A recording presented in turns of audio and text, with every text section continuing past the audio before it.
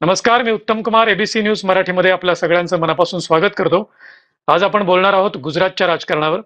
गुजरातच्या राजकारणामध्ये 2-3 दिवसांपूर्वी राहुल गांधी, जे की काँग्रेसचे अध्यक्ष आहेत, त्यांनी एंट्री घेतली आणि तिथे 2 दिवस बैठका घेतल्या.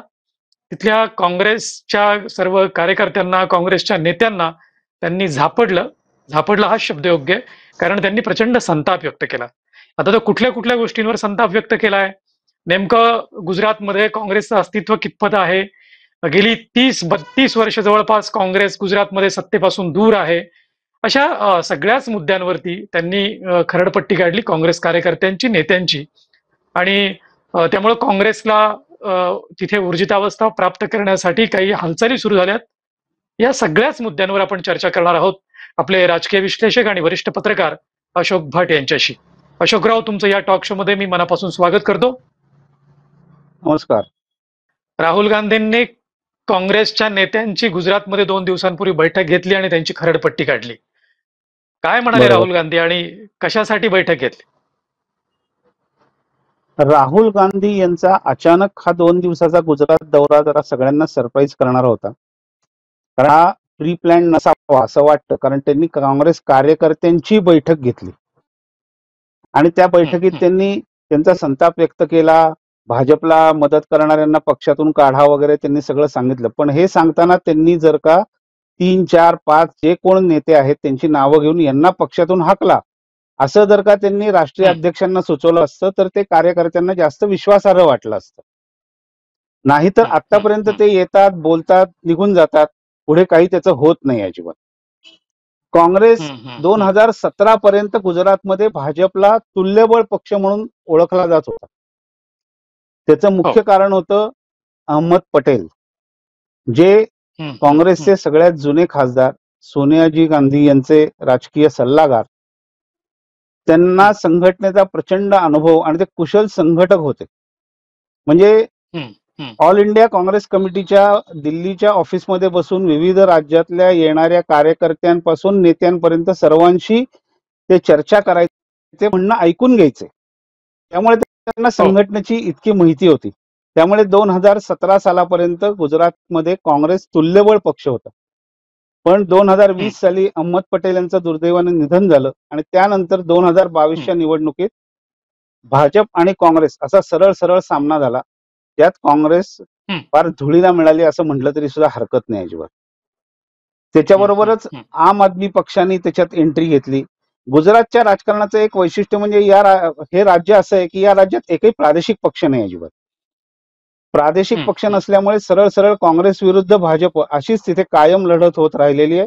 गुजरातमध्ये आम आदमी पक्षाला जरी विधानसभेत काही जागा मिळालेल्या असल्या, 5-1 जागा मिळाल्या आणि 12% मतही मिळाली त्यांना, पण लोकसभेच्या निवडणुकीत त्यांचं सगळीकडे डिपॉझिट जप्त झालं आणि त्यांच्या मतांची टक्केवारी घटून एकदम 2.5% वरती आली. म्हणजे याचाच अर्थ काँग्रेसची मतं जी होती ती मतं लोकसभेला 31% झाली, जी विधानसभेला 27% पर्यंत खाली आली होती.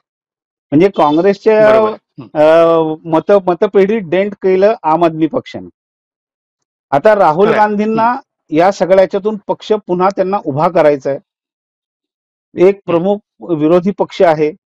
विरोधी पक्षाचं मुख्य काम काय असतं तर सत्ताधारी पक्षाच्या ध्येय, धोरण आणि निर्णयातल्या चुका शोधायच्या, त्याच्यातल्या त्रुटी शोधायच्या आणि त्या लोकांच्या समोर मांडायच्या. आणि हे काम त्यांना खाली स्थानिक पातळीपासून त्यांना करायला लागणार आहे. कारण आतापर्यंत तरी गेल्या 10, 12, 15, 20 वर्षात राज्य स्तरावरती कोणती मोठी चूक झाली आहे सरकारकडून असं त्यांना कुठेही आतापर्यंत दाखवता आलेलं नाही. आता 2022 ला निवडणुका झाल्या, 2024 ला लोकसभेच्या झाल्या आणि 2025 ला गेल्याच महिन्यात स्थानिक स्वराज्य संस्थांच्या निवडणुका झाल्या. त्या स्थानिक स्वराज्य संस्थांच्या निवडणुकात सगळ्यात मोठा पक्ष अर्थातच भाजप ठरला. त्यांना 1200+ त्यांचे लोकप्रतिनिधी निवडून आले. पण 2 नंबरचा पक्ष काँग्रेस आहे, ज्यांचे 250 पेक्षा जास्त लोकप्रतिनिधी निवडून आले. मग याच राहुल गांधींच्या समोर या सगळ्या 250 लोकांची एकत्र बैठक घेऊन त्यांना जर का मार्गदर्शन राहुल गांधीजींनी केलं असतं तर ते संघटना बांधणीच्या दृष्टीने अधिक मोलाचं ठरलं असतं. कारण शेवटी संघटना ही वरतून बांधली जात नाही, ती खालून बांधायला लागते.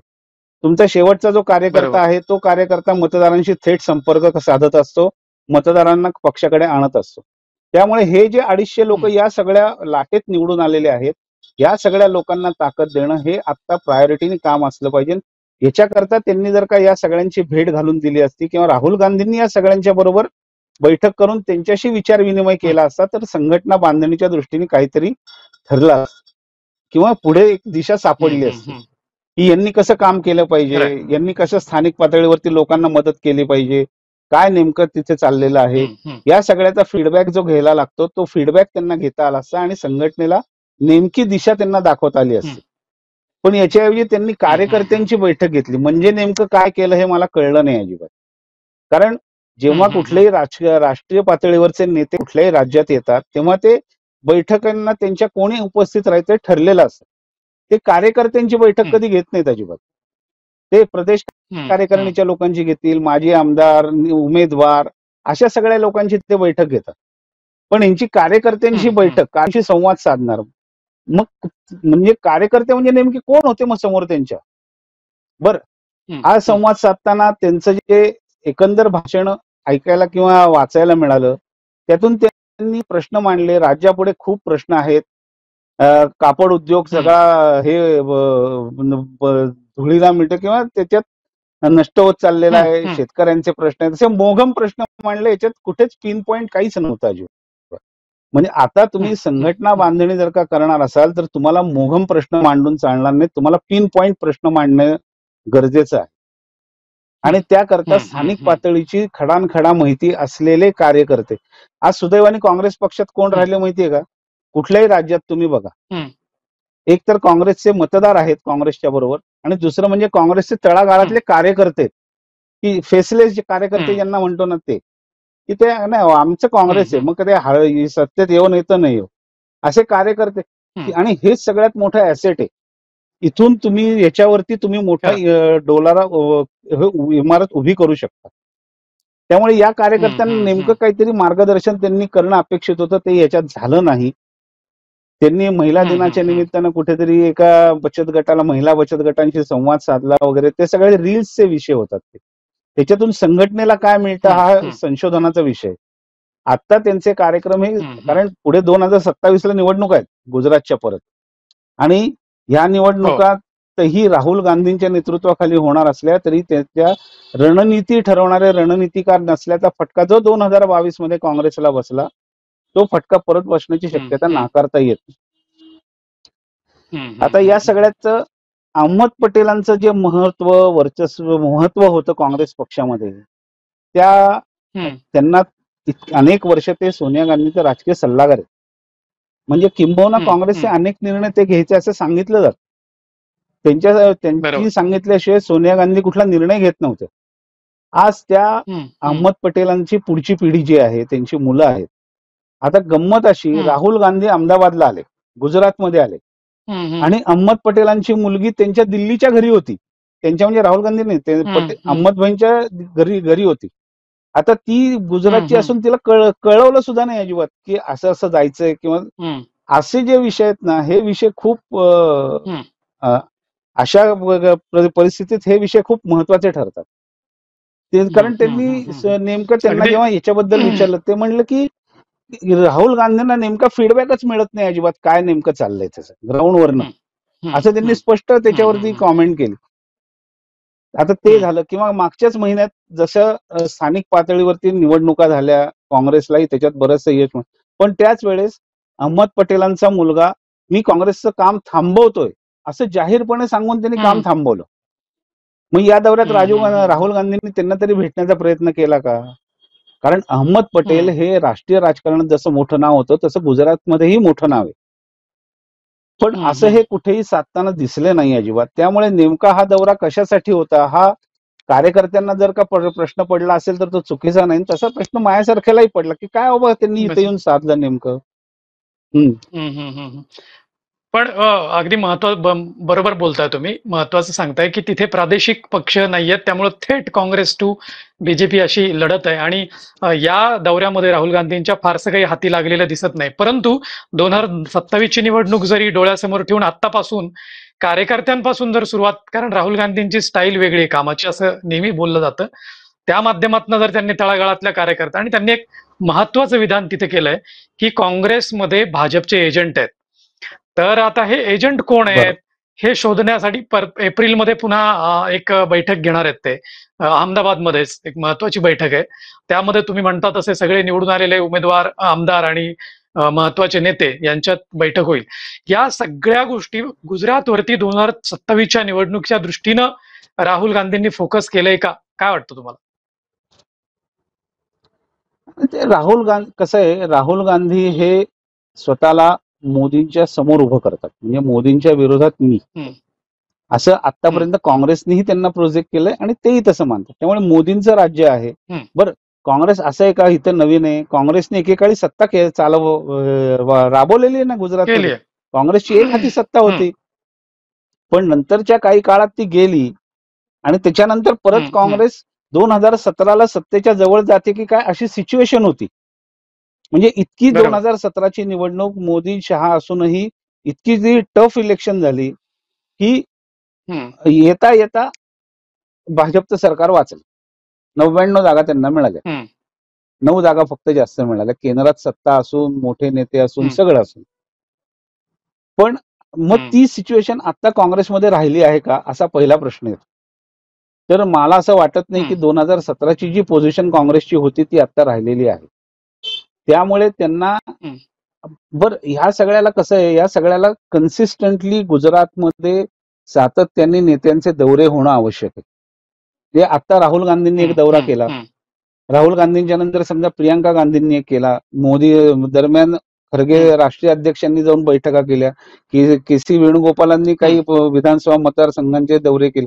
असं त्याचा फॉलोअप पुढे जर का व्यवस्थित राहणार असेल तर त्याचे परिणाम काहीतरी 2027च्या निवडणुकीत दिसतात. इथं आले, बैठक घेतली, फायर केलं कोणाला तरी, गेले निघून, त्याचं काही हे राहत नाही. कार्यकर्त्यांवरती त्याचा इम्पॅक्ट होत नाही अजिबात.